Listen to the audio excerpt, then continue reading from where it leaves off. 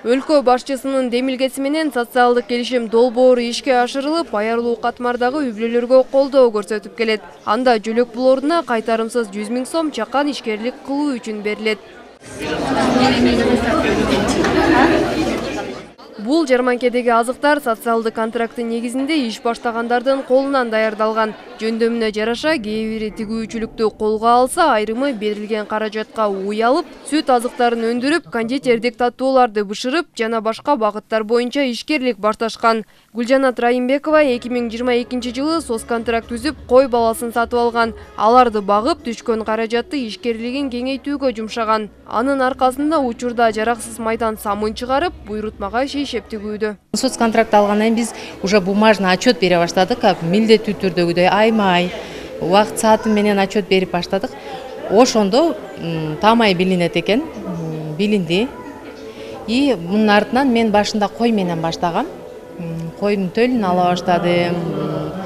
3 кой сатып, машинка, швейный машинка алып, азыркы күндө машинка тигип, заказ алып, анан самынды дагы астатак майлардан, жана жеги жарабай калган, борсок бышкан, жараксыз майлардан самын чыгарып баштадым. Жаңы кадам жаркын келечек аттуу конференцияга Бакай Ата районунан социалдык келишим түзгөн 130 үй бүлө чакырылган. Бул жерден делегаттарды шайлап, ошо мыктылардын мыктысы республикалык конференцияга катышат деп ойлойбуз. Эгерде биз тараптан колдоолор керек болсо, окутуулар керек болсо, биз дайыма даярбыз. Жакшы сунуштарды бериңиздер, ошол сунуштардын үстүндө долбоорлорду иштеп чыгалы. Ал долбоорлорду сиздер менен биргеликте биз ишке ашырабыз. Анткени биздин жарандардын бакубат жыргалчылык жашоосу бул биздин эң башкы максатыбыз.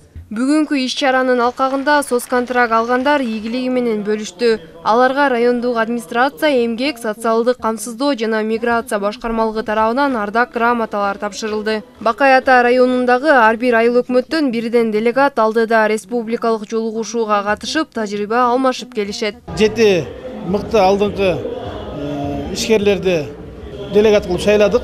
Бул делегаттар республикалык деңгээлде өткөн съездге катышып, айрда дагы республикадан келген алдыңкы ишкерлер менен опыт алмашып, мындан ары ишкерлигин жогорулатуу максатында барып катышып келмекчи.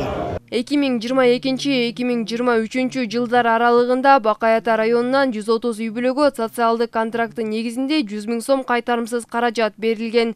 Долбоор максатына жетип, жөлөк пул алган үй бүлөлөр кирешеге чыгышкан. Бакай Ата району боюнча 22 жылы 50 үй бүлө, 23 жылы 80 үй бүлө катышып, комиссиянын негизинде ошо өтүшүп, өздөрүнүн бизнес пландарын жазып катышышты. Жыйынтыгы буюрса жакшы.